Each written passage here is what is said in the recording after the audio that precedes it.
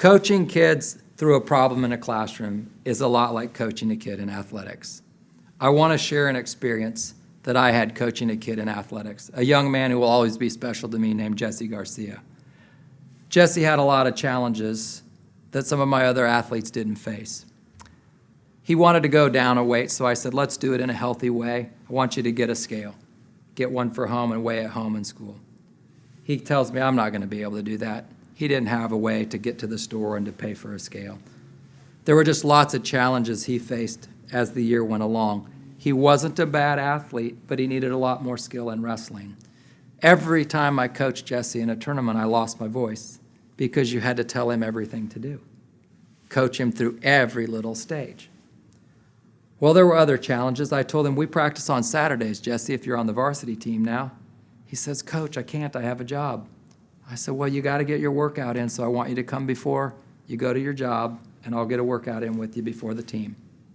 It was at that day I had a real aha moment. It was a snowy Kansas morning. I have my hood up, so I'm not really paying a lot of attention as I jump out of my car, and I run up to unlock the wrestling room doors. Jesse's standing there.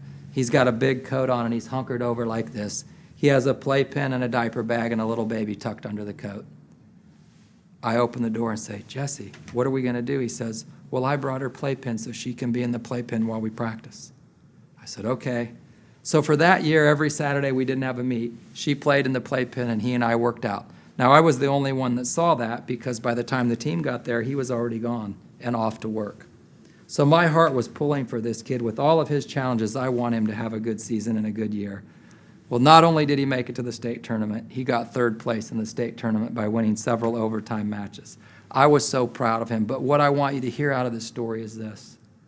It took a lot of coaching. Yes, I had shown him things, but even in the moment and the tension, he needed reminders and more coaching. That's just like your challenging student in your class. In the tough situation, they're going to need your coaching and your help. The most powerful part of the story came last May when Jesse called me and said, can I come see you? He's a grown man now. I said, I would love to see you.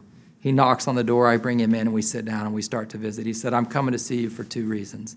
I said, okay, what's the first one? I need to interview you. I'm getting ready to graduate college, and I'm supposed to do a paper about my mentor. Touched me. I said, thank you. He says, sorry, I never told you thank you. I said, you were a kid. It's hard to think of it then. He said, but I'm coming for one more reason. I said, what's that? He said, hands me a piece of paper. I was wondering if you could come to my daughter's graduation with me. So the little girl from the playpen was now graduating high school. I was honored to get to go to that with him. What I want you to know is it took extra coaching, and it took 20 years for the thank you, but it was worth every bit of it.